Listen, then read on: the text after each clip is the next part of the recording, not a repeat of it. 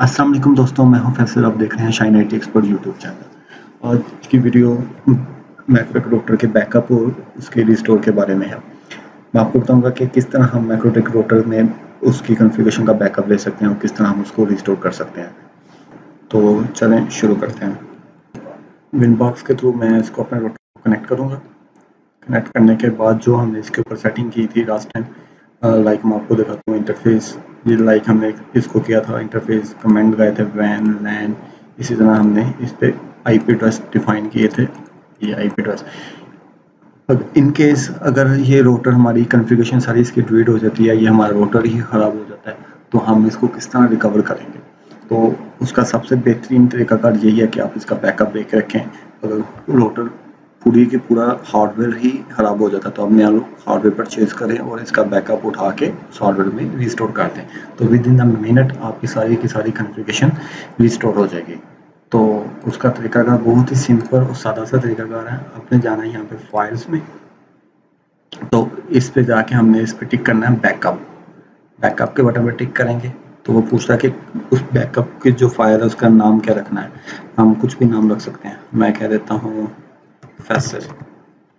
ठीक है, पासवर्ड अगर कोई रखना चाह रहे हैं तो पासवर्ड रख दें, इनक्रिप्ट करना चाह रहे हैं तो इनक्रिप्ट कर दें। मैं कह रहा हूँ कि नहीं, मुझे इनक्रिप्ट की ज़रूरत नहीं है, तो मैं इसको बैकअप। तो ये देखें, ये हमारे पास क्रिएट हो गया facet.backup। तो अब मैंने इसको डाउनलोड करना है अपने सिस्टम के अंदर।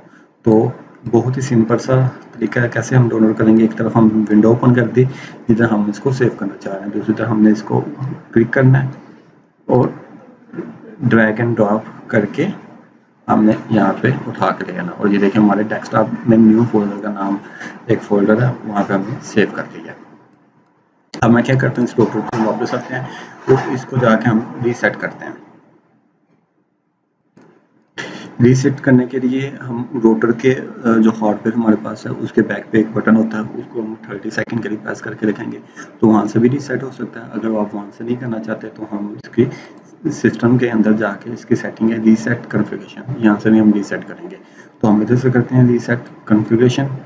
तो अगर कैप पूछ रही है आप उसकी यूज़र कॉन्फ़िगरेशन रखना चाहते हैं, कैप्स मोड, डिफ़ॉल्ट कॉन्फ़िगरेशन, या कोई इसका बैकअप लेना चाहते हैं, हमें किसी किस्म की कोई चीज़ की ज़रूरत नहीं, हम जस्ट इसको रीसेट करते हैं।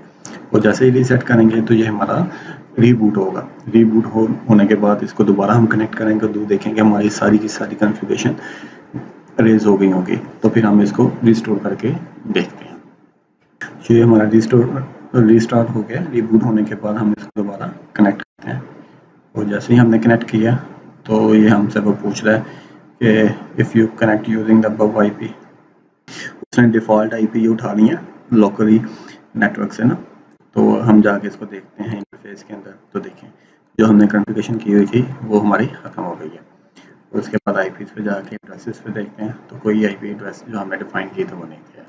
तो हमने क्या करना है, इसको रिस्टोर करना है। रिस्टोर करने के बाद बिल्कुल सिंपल सा तरीका, उसी तरह हम फाइल्स के अंदर जाएंगे और इस फाइल की जो हमारे पास जो बैकअप फाइल पड़ी है तो इसको हम यहाँ से रिस्टोर करें। अगर हमारे पास यहाँ से डिलीट हो गई है, अगर इन केस हमारे पास ये नहीं, हमारे पास बिल्कुल फ्रेश ही रोटर है तो हमारे पास फाइल नहीं है, तो हम उसी तरह अपने सिस्टम से उस फाइल को कॉपी करेंगे और रोटर के ऊपर ले आएंगे।